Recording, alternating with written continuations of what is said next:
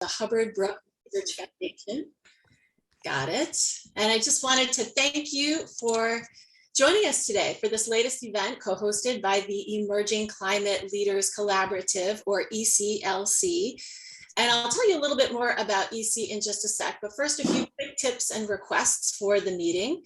If you're not speaking, it would be great if you could mute your microphone just to prevent a lot of distracting background noise.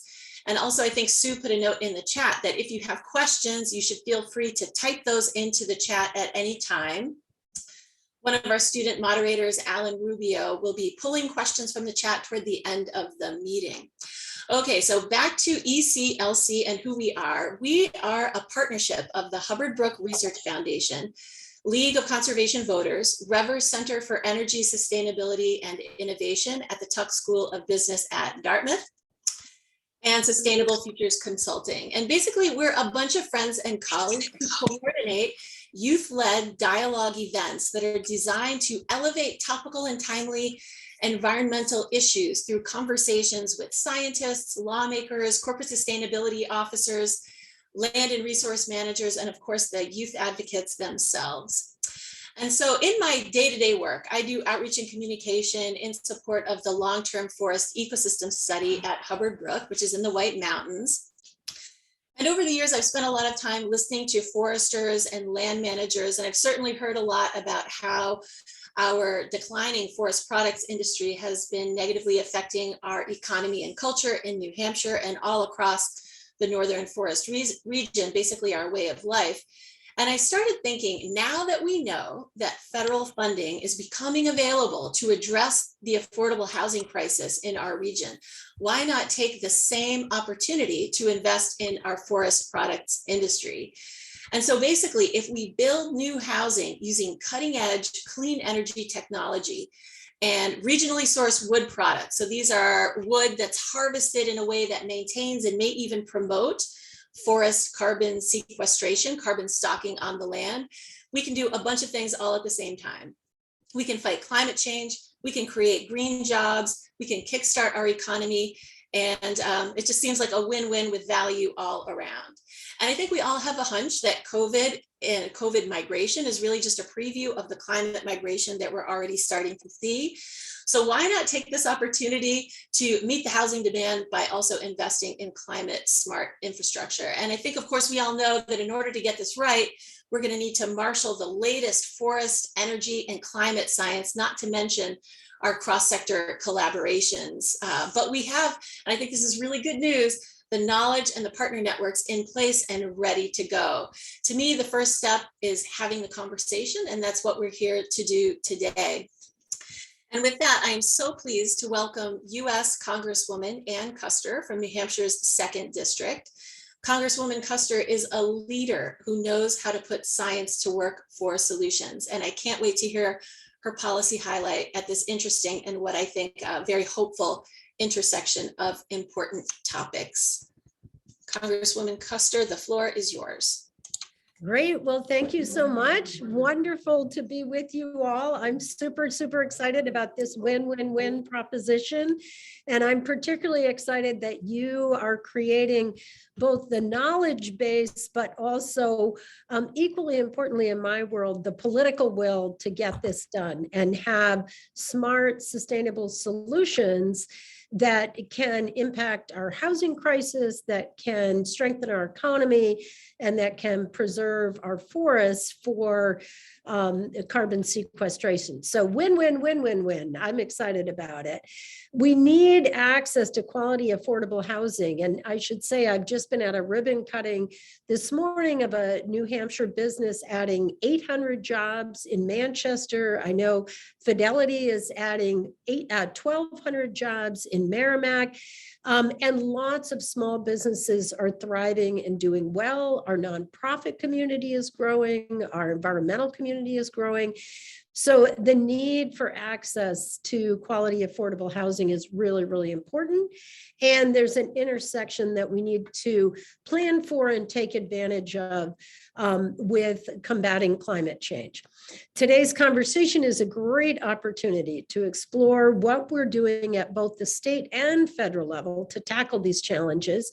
and to really drill down on how New Hampshire's incredible forestry resources and sector can contribute to fighting carbon pollution and bolster housing in our state. So I want to give a shout out to my friend Rob Werner and LCV and the Emerging Climate Leaders. I love this group for organizing today's conversation. And a big thank you to a friend and mentor to me, Jamie French, who's with us, as well as Carmen Lorenz and Madeline Minot, for bringing your voices and your expertise to our virtual table. So just to set the stage here, I am a member of the U.S. House of Representatives Energy and Commerce Committee, and I serve on the Energy Subcommittee. I'm also a member of the U.S. House Agriculture Committee and work on the Conservation Committee, subcommittee. So in both places, I'm focused on advancing legislation to take meaningful steps to expand our clean energy production, reduce energy use, most specifically carbon, and build a more resilient clean energy economy. Simply put, climate change poses the most serious existential threat to our planet, to our way of life here in New Hampshire, and to future generations. So here in New Hampshire, we're already seeing the impacts of climate change. And one of the studies that I cite frequently is from Hubbard Brook about shorter ski seasons, 8 fewer days that have ideal snowmaking temperatures and conditions. But also our declining moose population. I've had in-depth briefings by Fish and Game and other outdoor enthusiasts about the impact of ticks on the moose population. We've lost our moose and our lobster population to Canada, and the influx of invasive species here in New Hampshire and what that means. So it's clear to me that if we don't band together to avoid the most serious impacts of climate change, it will continue to have an impact on our quality of life and our economy. Just last week, I was reading a study about what's happening to water quality across New Hampshire because of increased temperatures. So the list goes on and on. But we all know it's crucial that we work together to address climate change from literally every possible angle. And 3 points that are very clear to me. We need to transition our transportation sector to clean energy. I'm doing a lot with electric vehicles, electric vehicle charging stations, and getting us off our long-term addiction to gasoline and to oil heat. And we need to promote renewable energy production. And I'm very involved in not just wind and solar, but recently a big project on hydro. It's a topic for another day, but I call it a damn good idea. And I'm super excited about that. We have a hearing in our committee next week. Second, we must reduce our energy use, increase our energy efficiency, and conserve our national resources. And third, and probably most importantly, we literally all have a role to play in this. The personal individual decisions that we make in our lives, as well as in my world, coming together and advocating for these solutions. So I was thrilled this year when we passed in the US Congress literally transformative infrastructure legislation. Many of you got to know Pete Buttigieg when he was here running for president. He's now the Secretary of the Department of Transportation, and our bipartisan infrastructure law does so much. Not just our roads and bridges and highways, but aging infrastructure across the board, investing in electric vehicle charging, investing in green renewable fuel buses. So lots and lots of decisions that are being made. This bill, the bipartisan infrastructure bill, represents the single largest investment in clean energy infrastructure in our nation's history. Investing more than $21 billion. And I always say you got to keep track of the M's and the B's and the T's in my job, but $21 billion in clean energy delivery systems. like improving our resiliency and efficiency of our power grid, which is really important as we add all these renewable resources and power to the system. And in addition, more than $20 billion for critical technologies like improved energy storage systems and carbon capture. We're going to have to lean in on technology. Carbon storage, I mean, energy storage is really, really important. It's probably the biggest nut to crack for us right now, so that when we're making the solar power, the wind power, we can draw down that power when the sun's not shining and the wind's not blowing. And that's one of the things I love about hydro, actually, is that it has natural storage capacity in the ponds and lakes that build up above the dams. So let me turn, importantly for today's conversation, to the legislation also includes $6.5 billion in funding to support weatherization and energy efficiency improvements. And these are for residential homes, for businesses, for schools.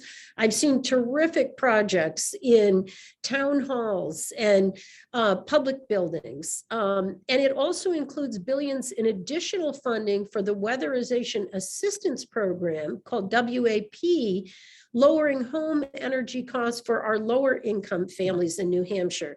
And I've seen huge differences in people's lives from energy efficiency, from better windows, from better caulking, better materials that can really make a difference in the monthly budget of a family that is struggling to get by.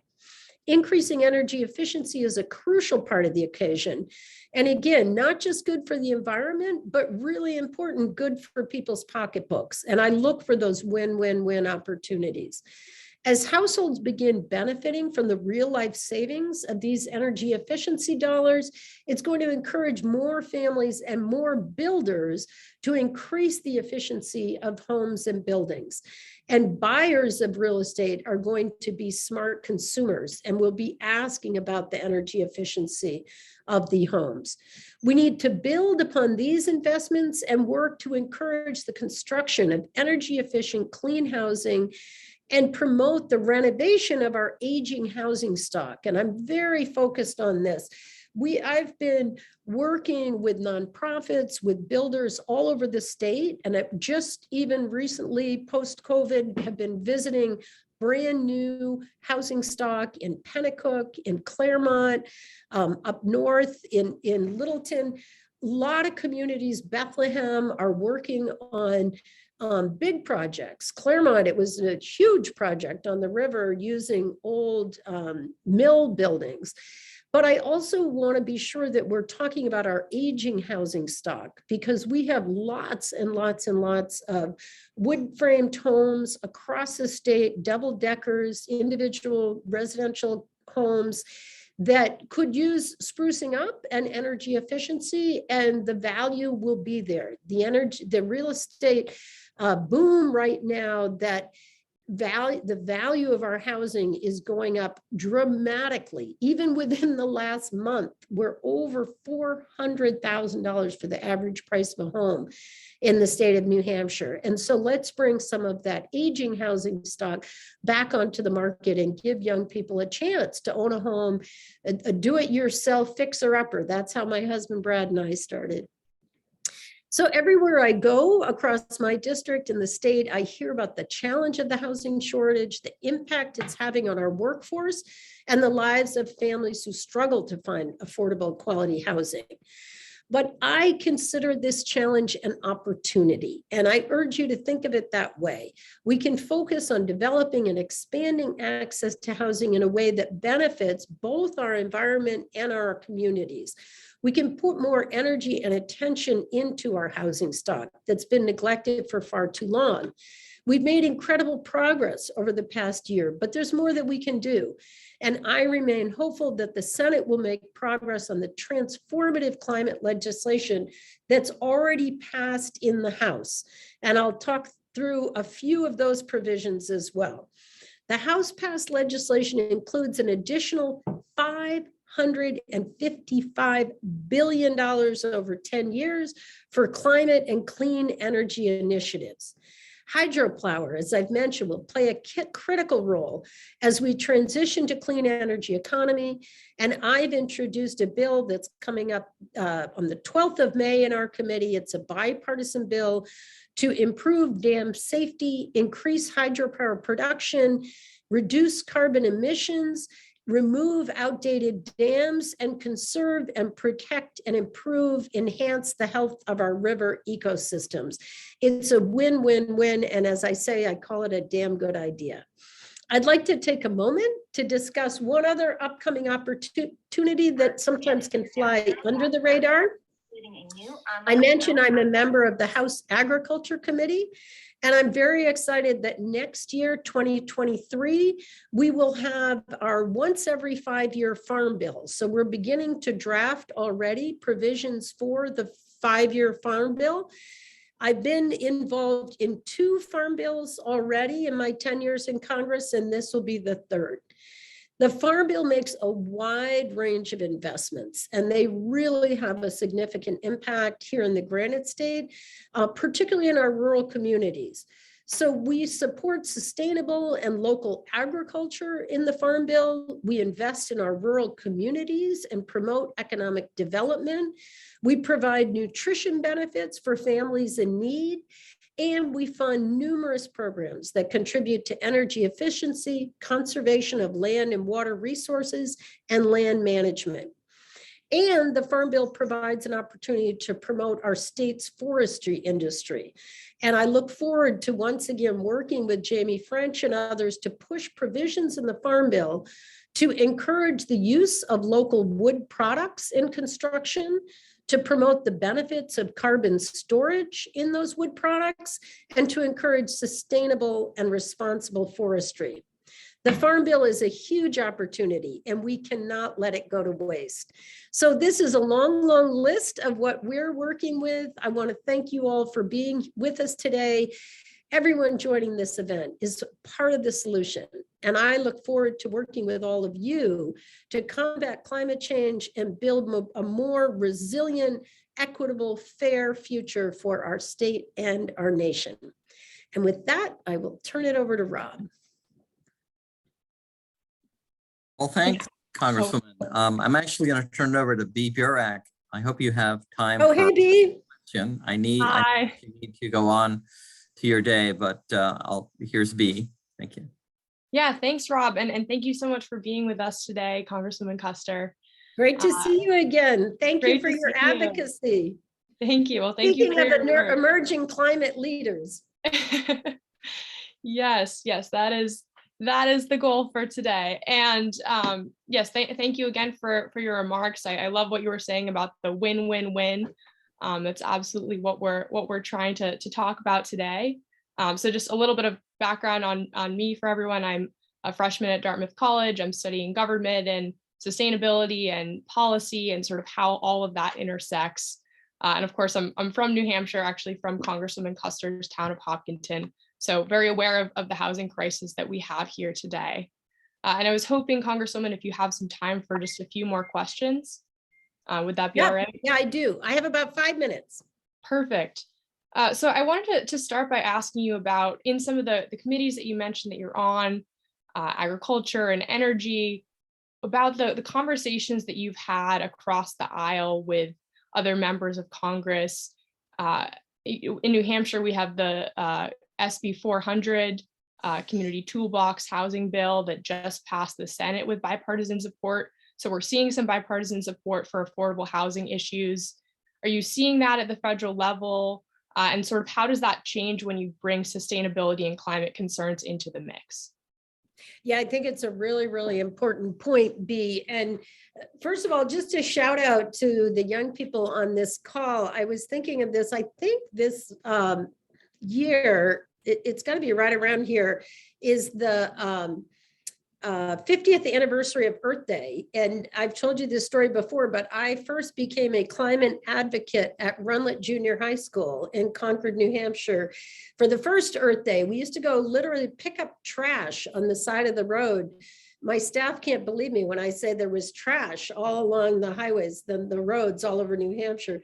But I really think there's so much more there for studying and learning in space and activism in this space. But you make a really good point about bipartisanism. And you all might know, if you've seen anything in the news in the last year and a half, this is a really, really challenging time. I am a January 6th survivor of the insurrection, and it's really difficult that our own colleagues risked our lives that day, and the threat continued with COVID, and we're trying mightily to come out of that, and we're trying very, very hard. And these two committees are a good opportunity to work across the aisle, and the Farm Bill presents a really important opportunity to work across the aisle. So I think housing is a place where we can come together. I genuinely think housing is not a partisan issue, particularly when you consider the fact that literally every business I go to, this is the number one issue. Like this ribbon cutting this morning, and the business community cannot grow and thrive unless we tackle this housing crisis here in New Hampshire. We have a 1% vacancy rate. That's unheard of in the rental market. And the stories, if you talk to realtors, there are fights over, an open house and getting your deposit down in time. And half the time it's a cash sale. You can't even participate if you can't walk in with cash to buy it, if you've got to go to the bank and get a mortgage. So the business community knows that, and typically that translates into a more rational response on the Republican side of the aisle. And on our side of the aisle, housing has always been very high on our list of priorities. I think it ties into equality and integrity and respect. There's a whole theory in the social service world, housing first, that you can't solve someone's addiction problems or domestic violence problems or mental health problems until they have a safe place to be, where they can settle in and get the support and the help that they need. So I think it's a very good question, and it's certainly a big priority of mine. Well, thank you so much. I absolutely is a big question, and thank you for teeing off this discussion for us about these three intersecting issues. Really appreciate your time today, Congresswoman. I really appreciate you all approaching it this way, because I feel like this is the approach that we've taken, working with the timber industry, working with housing and building housing, but bringing in that clean energy, sustainability aspect to it. And I'm super excited to have all these young people involved in that, because this is your future in New Hampshire. I mean, my life worked out great. My husband and I, this is the last housing boom back in the 1980s. We bought our first house over by White Park in Concord for $60,000, a two-bedroom. You had to go down a very steep staircase to get to a bathroom, but and we turned around and sold it 2 years later for $90,000. It's kind of crazy, but that's happening again now. I want to make sure that people can even get in to this housing market, and I think it's going to involve, as I say, fixing up the housing stock that we have.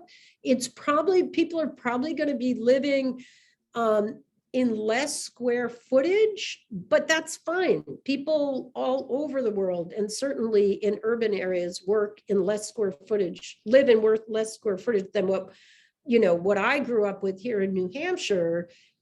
It was an abundance of space, and we didn't have the cost of energy that we had back then either. So I think efficiency and coming together to solve some of these housing issues is going to make for a really resilient housing stock, but a resilient community. People are going to be working together. And I think that's also the future for New Hampshire. So good luck to you all today. Sorry, I've got to sign off, but I wish you a really, really great conference. Thank you, Rob. And thanks to Jamie and everybody. And B, good luck. We need you and Thank your you so fellow much. emerging leaders. Take care. Thank you. Have a Bye-bye. great rest of your day. Thank you so much. All right, and with that, I will turn it over to Tim to give us more context, more information for our discussion. Absolutely. So I would like to thank Congresswoman Custer, even though she's now off the call, for her time this afternoon. It's a real honor to have someone who's such a leader for New Hampshire speaking to us about these pertinent issues, and also someone who's very heavily invested in the New Hampshire ski industry, seeing someone who has such great roots and advocacy on that front as well. So to introduce myself, my name is Tim Hohenader. I'm currently a PhD student at the University of New Hampshire, studying natural resources and earth system science. So effectively, I study snow, and I study the intersection of snow, unpersoned aerial systems, which is colloquially known as drones, and climate change studies and environmental policy. So effectively, I'm looking at how snow is changing and how we can look at that from the lens of climate change and figure out what solutions are most applicable to regions such as New Hampshire. I did my undergraduate and master's degrees from West Virginia University, and I recently just completed a fellowship or as a West Virginia Science and Technology Policy Graduate Fellow, looking at carbon sequestration and carbon storage potentials in West Virginia as well. So to introduce everyone to this event and let you know how the rest of it will run, if you do have any questions, again, please place them in the chat and we'll attempt to answer them when possible at the conclusion of each section based upon availability, as well as the pertinence of each question. If any of you would like additional resources from today's presentation, recordings, fact sheets, anything else, please feel free to get in contact with the ECLC, the Hubbard Brook Research Foundation, or the LCV, and I'm sure that they'll point you in the right direction. With that said, I'd like to frame the context for the rest of today's presentation. As Congresswoman Custer just had the opportunity to explain to us all, the impacts of the housing shortage are going to require a multitude of solutions that necessitate both policy and applied solutions where New Hampshire is poised to lead here. We're going to look on the fronts of fighting climate change, creating green jobs, and providing accessible, affordable, quality housing through invigorating our local forestry industry and renewable energy industries as well.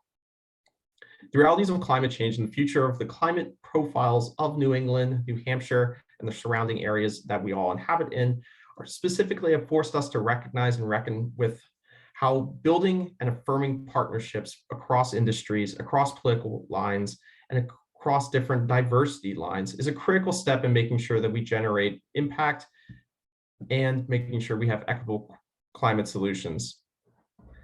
For today, while we often view these end products of these targeted policies, so in this case, we're looking at houses, we want to make sure that we're thinking about what are all the steps that are linked behind those policy solutions. So how are we actually getting the materials for these houses? How are they reaching us? And how are we thinking about the socioeconomic profiles that are involved in each of these? As climate change and perpetuating affordable housing shortage compounds, we want to make sure that young people are not only identifying and ready for the most practical solutions, but that the most highly accessible solutions are available to us as well. So we can ensure that the policy solutions that you just heard Congresswoman Custer talk about are accessible to as many of us, regardless of where we come from, who we are, or how we identify. With that said, the rest of today's discussion, you will observe how various New Hampshire stakeholders in both the private and public sector are working to address the future of the affordable housing initiatives through solutions that not only attempt to rectify the affordable quality housing solution problem, but are climate considerate and benefit the consumer financially and through accessibility through carbon storage technology, green energy production, and invigorating local economies. We've gathered leaders in the forestry, housing, and energy industry for you all today so we can discuss the current state of all of those in New Hampshire, how those affect the housing market and surrounding policy around that. So with that said, I'm going to turn things over to B again. B's going to have the opportunity to introduce our panelists to you all today. And as always, if you have any questions, please place them in the chat. And we're looking forward to a great event today. Great, thank you, Tim. Thanks for starting us off here. And I'm so excited to keep digging into these issues of affordable housing and climate-friendly materials. and renewable energy with 3 more incredible expert panelists. So we have with us today Carmen Lorenz, who is the Executive Director of the Lakes Region Community Developers. And we also have Jamie French, who is President and CEO of Northland Forest Products. And then last but not least, Madeline Minot, Chief Operating Officer at Essex Hydro. So thank you all for being here. And I want to start off just by giving each of you an opportunity to talk a little bit more about where you come from and what experiences you're thinking about in the context of these issues. So I'm just going to ask you to all answer, first of all, pretty broadly, what excites you when you're thinking about these issues, and what opportunities are you seeing at the intersection of affordable housing and forest products, energy, and policy. So we'll start with Carmen, if that's all right, in the housing world, and then we'll move to Jamie with forest products, and then to Madeline with renewable energy. So Carmen, take it away. Hello, thanks for inviting me to your event today. I'm excited to be here. My name's Carmen Lorenz, and like B said, I run an organization in the Lake Winnipesaukee-Squam Lake region of the state here. And we are a developer, so we develop affordable housing. We primarily build rental housing, so not individual houses for sale, but apartment complexes, apartment buildings. And we're typically serving a market that is households making 60% of the median income or below. So just for context, for a family of 4 in Belknap County, that would be about $57,000. So just so you have an idea of the demographics that we serve.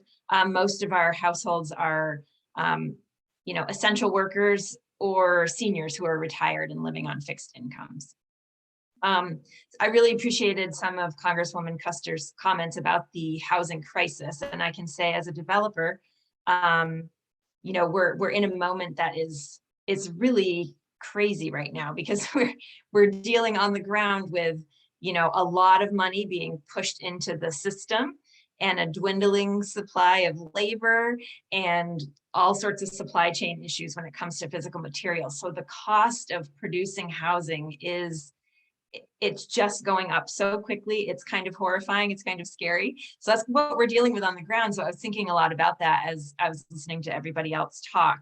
And I think what excites me is, it's a great opportunity to take a step back and look at how we produce housing. And I think some of the things that we've seen changes in policy over time really focused on energy efficiency and adding renewable energy to housing projects. So a lot of developers like me in the state, because we do have other organizations like mine that cover other parts of the state, we're already incorporating some of those things. You can see that being incentivized through New Hampshire Housing's criteria that they have for awarding funding for affordable housing projects. So that's really exciting. And I think this idea of looking at other materials that are used in housing and where they come from is also exciting. I do get really nervous on the cost side, just because the costs are going up so much that it would be really important to figure out a way to either provide more funding for projects that want to use locally sourced materials, or somehow make it, cost neutral. Because I think one thing that's important to understand is organizations like us and anyone else that's using the funding programs that we use, we have pretty hard, limits as to what we can get for funding. So per unit total development costs, we cannot go over a certain amount of money. So that's something that I think needs to be considered. But I do think there's always opportunities to look at new ways of doing things, encourage developers to do things differently. One example, I can give you is we developed the first multifamily building in the state of New Hampshire to be passive house certified. And it was, a little nerve-wracking because we'd never done it before. None of the contractors that were bidding on the project had done it before. So it was a big learning curve for everybody. At the end of the day, it turned out wonderfully. The project is great. The property performs extremely well. It's very comfortable for the tenants. And it did cost more money, but it wasn't prohibitively more expensive. So, it was a positive thing that we tried to improve energy efficiency and be more environmentally sustainable in how we develop. So I think there's opportunities where we can look at other aspects of how we do development. But I think, again, that sort of figuring out how to make it cost effective, because the housing crisis is so bad. And again, there's a lot of money out there right now sort of chasing this. That's why we're seeing so much inflation, because it's just basic economics. You've got a lot of money chasing, not enough goods and services. So that's why everything is costing more. So I think that's really the most important thing to keep in mind as we move forward. So thank you for the question and for inviting me.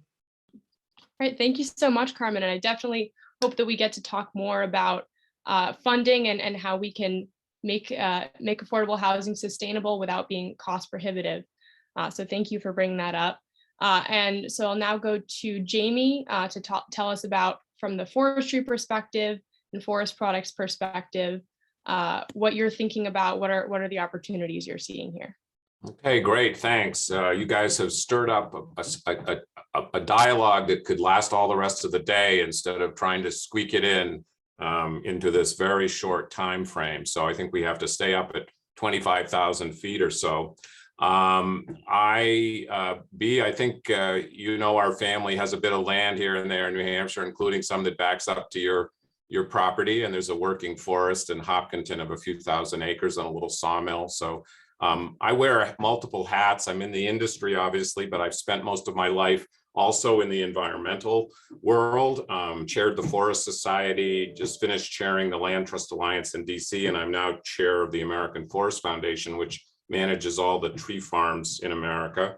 And I've been in the space since I was a young kid. As Annie mentioned, she's younger than I am, but I was the co-chair of my town of the first Earth Day in 1970. So for a family that came out of the forest industry, multi-generational, I was a pretty environmental radical when I was 16 in 1970. And I've had my foot in that space most of my life. I was also chair of the FSC, the Forest Stewardship Council, back in its early days in the US. So my excitement is about the fact that I think the decade of the forest may be upon us. I think that in my 45 years or so of being involved, I've never really seen the combination of things happening with the recognition of the forest's role in sequestration of carbon, in the protection of habitat and biodiversity, and also in the storage of carbon with a well-managed forest. I think when we talk about forest local, I think you got to be realistic and maybe talk about the northeastern forest from northern Pennsylvania to Maine. New England has a lot of wood. We're blessed in this northeastern corridor of having a lot of species, a lot of age mix, a very sustainable and low risk forest with and lots of small non-industrial landowners, not a lot of federal lands, a lot of small landowners who are able to be incentivized to practice good forestry, to hold their land over multiple generations, and we can influence those people for the benefit of all the things you guys are talking about. The other thing that's really exciting that's happening right now is people, I think particularly your generation, are understanding the importance of solid, sustainable, low-risk forest products, and that they have a role that they can play in that. And when I talk about storage of carbon, I mean products that you buy, like a solid oak table, or not stuff from IKEA, stuff that you buy and keep for generations, like our ancestors used to. Our house is still full of furniture that my great-grandparents or great-great-grandparents had. And if you keep it and take care of it and it's good quality, your solid cabinets, your solid floors, and locally sourced softwood for the framing and other parts of your house. That's carbon storage. So it's another way of protecting things. Of course, we're also excited about CLT, cross-laminated timbers and mass timbers, and the opportunities that that has. We're looking at all rustic materials and other kinds of things that aren't things that people have used in the past. Very quickly, there's a lot of challenges here as you go forward. Annie talked about it, everybody's mentioned it. There's a terrible labor shortage in New England. We can't get people to work in this industry. Huge problems with transportation, issues with forest access, people from out of region coming and buying pieces of property, not managing them, not harvesting them, and keeping them inaccessible. Lack of low-grade wood markets. Huge resistance of the concrete and the steel people. They will do everything they can, and they have millions of dollars to stop cross-laminated timbers taking their product's place and other things. So what do we need to do? Very quickly, we need to focus, I think, on growing big trees. We need to stop thinking about fiber, stop thinking about paper. New England can change its forest over 50 years to be a big tree forest, storing a lot more carbon. We need incentives to manage the timber. We need invasive removals. We need to deal with insects. We need to support an industry infrastructure so an industry can exist here in 50 years. We need to make sure young people come into it. We need training. We need trucking, truck drivers. And we need carbon markets for all people. We need to make sure that carbon sequestration, carbon credits are available to, and I can go into that in the question session, are available to small landowners to help them use those carbon credits to do improvement of their forests, to remove invasives, to pay the taxes, to hire a forester, and most of all, to be incentivized to keep their land in the family for multiple generations. That's what we need. Sorry, we'd like to not have forest land fragmented and developed, Carmen. We'd like to have you use land that's already been developed, and let's keep our contiguous forests and our access for biodiversity, but also for the forest products that we need for the future to build the housing stock in New Hampshire and all over the United States and the world. So that's probably too much, but I'll pass it on back to you. Great, thank you, Jamie. I love what you're saying about the decade of the forest. I think there's a lot to explore there. And I'll pass it off to Madeline again to just briefly talk about the possibilities that you're seeing and specifically related to renewable energy and hydro. And then we'll have a little bit of time for a moderated discussion. Well, thank you so much for having me today. It's a pleasure to be with you all. So a little bit about myself. My name is Madeline Minot. I'm currently the Chief Operating Officer of Essex Hydro. Our company owns and operates 14 small hydropower projects in northern New England, so in Vermont, New Hampshire, and Maine. And I'm based out of our operations office here in Pennacook, New Hampshire. A lot of my day-to-day work involves in leading our regulatory work. As a highly regulated industry, that's a lot of my day-to-day, but I also have a management role in the company and the operations and maintenance of all that infrastructure and all those power plants that we need to keep going to generate electricity. So how can I link clean energy, affordable housing, and forest products? As a local company that's a local employer, we definitely see affordable housing as a labor issue. We need to hire local operators. They need to be located close to our facilities because we're a 24/7 business. Somebody has to be on call and they have to have a pretty short response time. So they have to be in a certain area. And when we see the cost of housing going up like it has been, it increases the cost of living, which means we need to raise wages to stay competitive. And that overall increases our operations cost. And then linking hydropower to forests, we pretty much use water to generate electricity. So we need healthy watersheds to have a nice, consistent, clean supply of water to put through our turbines. Most hydropower here in New England now is run of river, which means we can't actually store the water. And with climate change, we're seeing storms being much more concentrated. And so when the water comes all at once, we can't store it in our reservoirs. We have to maintain run-of-river operations to minimize the environmental impact of the way we generate power. So that means that we end up having to bypass a lot of it and we can't generate electricity with it. If we have a nice healthy watershed, that makes the water less flashy. So it's sort of, a nice forested watershed will delay the water from precipitation to making it into the river. It'll give us a nice consistent flow of water to generate renewable energy. We'll also probably have cleaner water, which has less sediment. Sediment in the water will harm our equipment and our infrastructure and make us have to do more repairs sooner. From my previous life, I was executive director of Clean Energy New Hampshire, and we worked a lot on energy policy in the state and energy efficiency. So I know a lot about the ongoing debates of updating building codes and energy codes.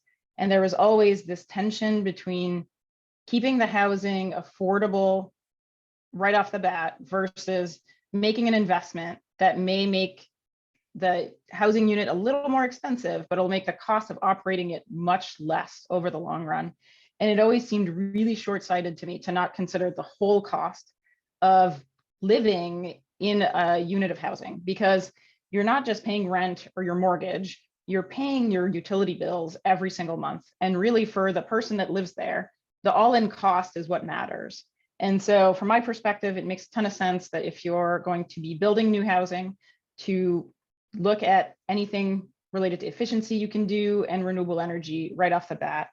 And it's also much more affordable and easier to do that when you're building something new rather than to retrofit old housing stock. It's also necessary because we do have a lot of old houses and apartments here in New Hampshire, but it's a lot easier. And I know that firsthand from a personal perspective.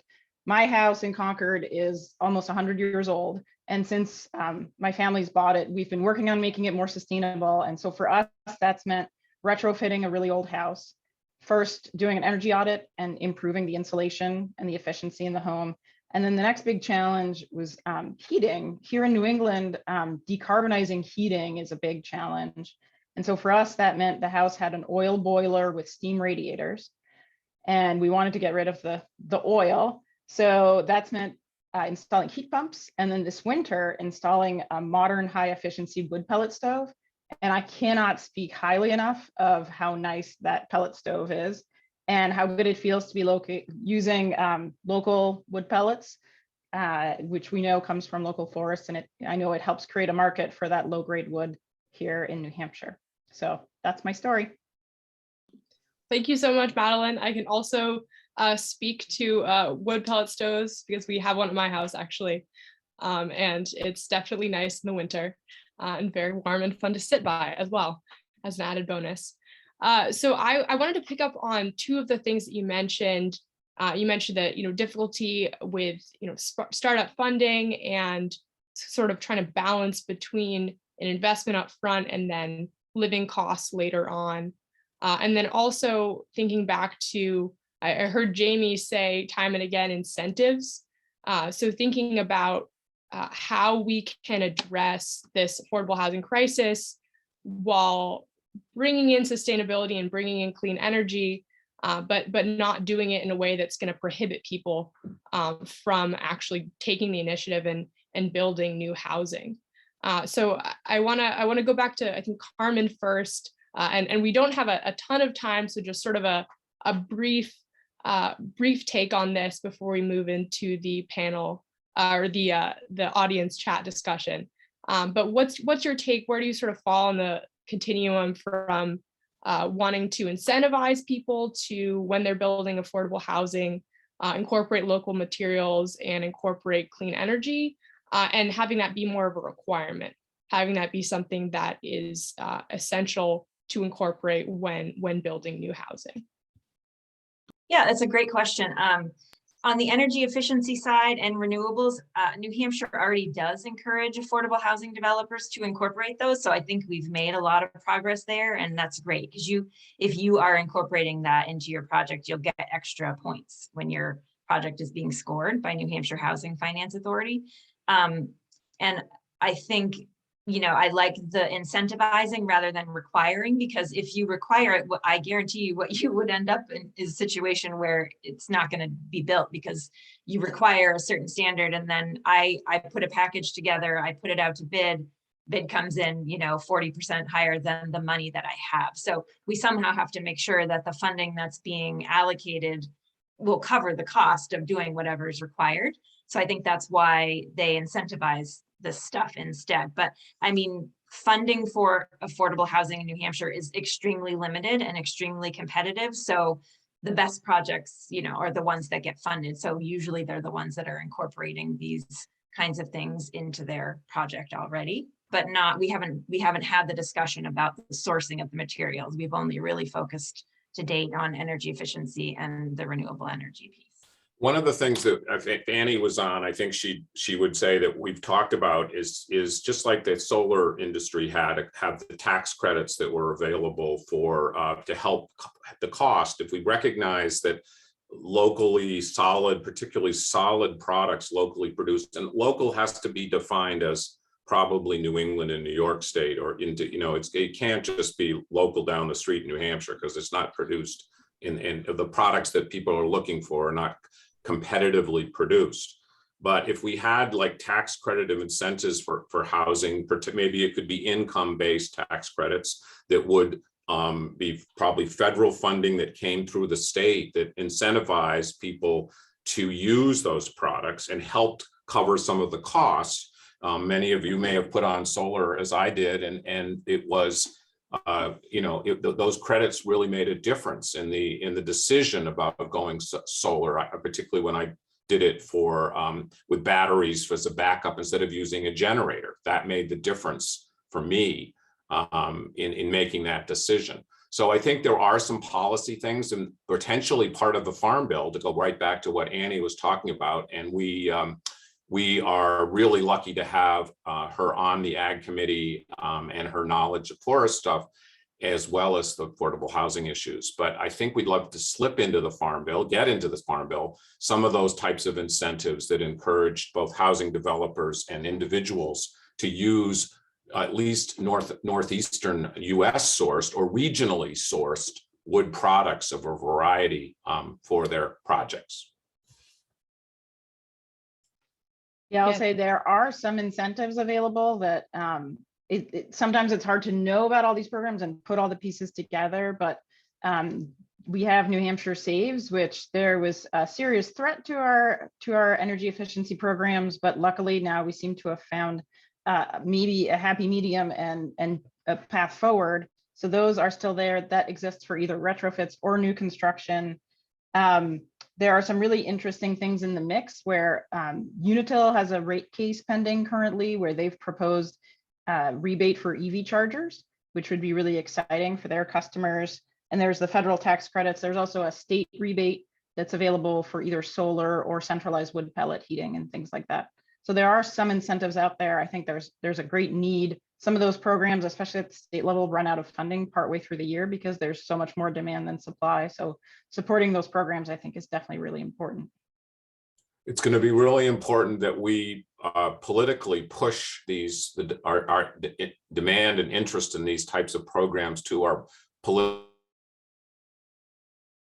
leaders, because New Hampshire a decade ago was way further ahead of the pack. We were a leader in New England, and now we're at the bottom on all of these issues in New England, which is embarrassing. And it's a result of degradation but it's also about us not all speaking with a loud voice about how important these incentives are to our state. Well, thank you all for those great answers, and would love to see New Hampshire becoming more of a leader in this area again. I'm going to kick it off to Alan to bring in some more questions from the chat. Hopefully we have time for a few more, but thank you all so much for being here. Hello. Hi all, my name is Alan. First of all, thank you, Bea, for moderating that last portion of the forum and asking such intriguing questions to our expert speakers today. And thank you to our expert speakers too for answering all of them so well.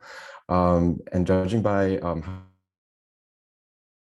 how much time left, I have enough time for around 2 or 3 questions. I'll also be passing around some of these questions to our expert speakers if they pertain to one of them more than the others. As for some background, my name is Alan. I'm a Dartmouth class of 2023. I'm majoring in biology, and I've done research at home in Thailand on air pollution mitigation and plastic waste recycling So personally, for me, renewable energy and recycling technologies are really interesting. And this topic of carbon sequestration and affordable housing through the mass timber industry is also very relevant to my interests. And so thank you all for, having such a great and interesting conversation today on, and talking about the supply chain issues, labor shortages, cost neutrality on affordable housing. Thank you for Jamie for telling us about your background as a member of the forestry industry for such a long time, and the current issues and adoption of CLT and what we need to do in order to grow the mass timber industry and the carbon markets, and for Madeline for telling us more about the barriers to affordable housing, maintenance of hydropower and efficiency, and also about energy relevancy in building new housing. So with that, I'd like to start off with the first question. And we have a question from Lauren asking, how can outreach and training in forest and climate smart technology be developed to help the housing development market become better informed and effectively incorporated into their designs? And how can outreach be provided to gain public support? And I think these questions, this question is relevant to all three speakers. So if any of you would like to jump in, that would be great.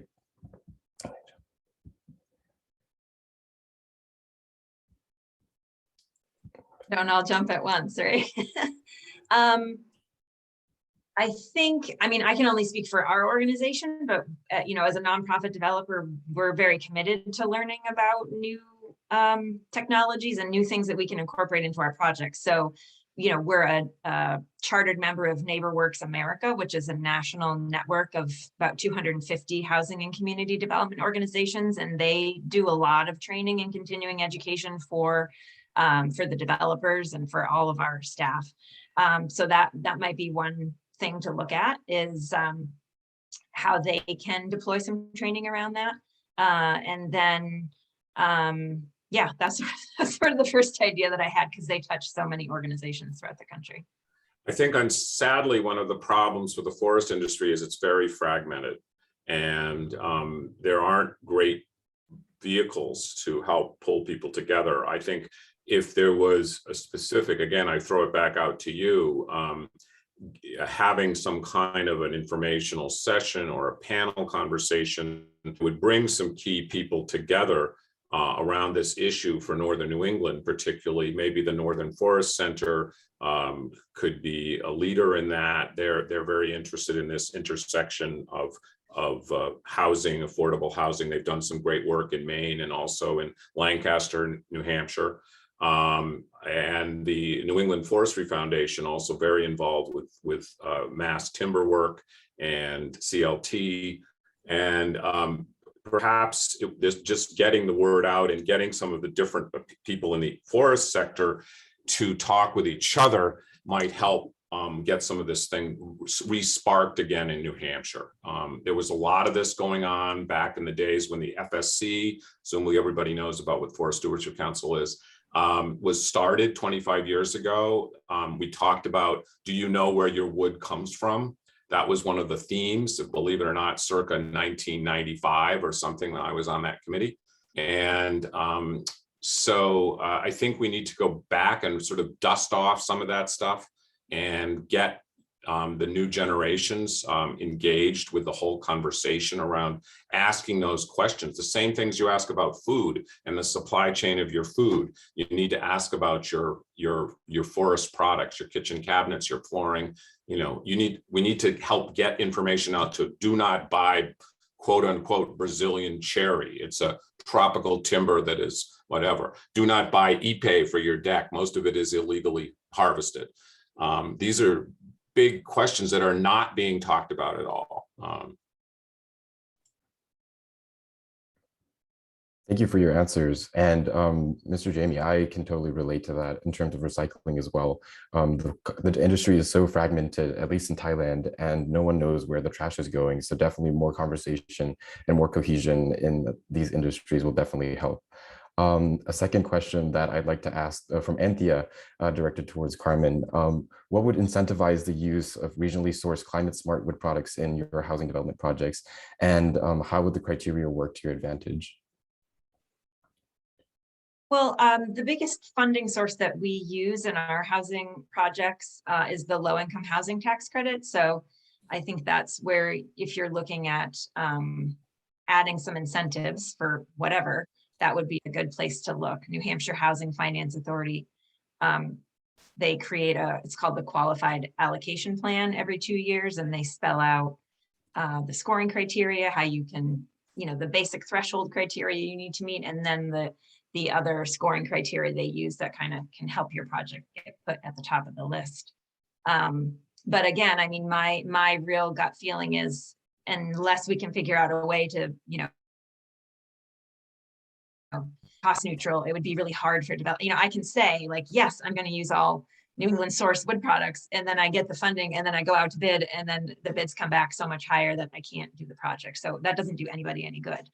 So I guess figuring out how to either provide more funding for projects that want to do that, or something that would make it actually financially feasible to do would be great.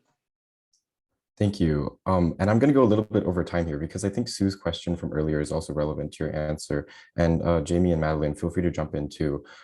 Is there a role for impact investing in affordable housing in New Hampshire? Absolutely. I think it's a really important vehicle. Community foundations are using more and more IMSAC, impact investing. Individuals are. I think putting together pools of resources, which there are done in several places in the state, where people can lend money to a pooled fund for affordable housing is a really important thing. And again, it's these incentives. What pushes people along to do the kind of stuff we're talking about here? Those kind of impact investors could be saying, hey, we want to make sure that anything that we invest in has energy efficiency, and also uses as many regionally sourced products, wood products, that are from sustainable low risk forests as part of the project. They may not be required, but they can be deeply encouraged, and your chances of getting the funding are increased if you're checking those boxes. Yeah, absolutely. I would say we definitely see a lot of interest in sustainable and impact investing in renewable energy. And so pairing that with housing, either a community solar project, for example, group net metering hydro with housing, or just making it hyper efficient housing or something like that. Some investors have appetite for the tax credits that the otherwise owners or leasers may not be able to utilize. And so it's a good way to make sure that some of those incentives are realized. And I think it would make a lot of sense to pair the interest in the energy investment with the housing, which really would be a great benefit. Thank you so much for both your comments. And I'm sorry to cut you off, Jamie, but it seems like we're out of time here. So before I pass it off to Rob, thank you all again for attending and to listening to our conversation today. And we'll address the rest of the questions off camera, and we'll relay the answers to you either through email or on the Emerging Climate Leaders website. So with that, I'd like to pass this off to Rob in order to wrap everything up. And thank you again to all our speakers for answering the questions from the chat. Great, thanks, Alan, and thanks to all. Thanks for joining us here today. We had a good, robust attendance, and as we've seen, I think that this discussion is something that is and needs to continue. So keep tuned for future Emerging Climate Leaders collaborative programs on this and other topics. And you can see how climate, clean energy, environment, sustainability is so intertwined. And I want to thank Anthea LaValle in particular for coming to the fore with this idea for this program. And again, I think it will continue as a discussion. So thanks again for everyone for joining us, particularly our students. And we'll see you soon. Keep in touch, take care, and certainly take care of each other. Have a great day. Bye.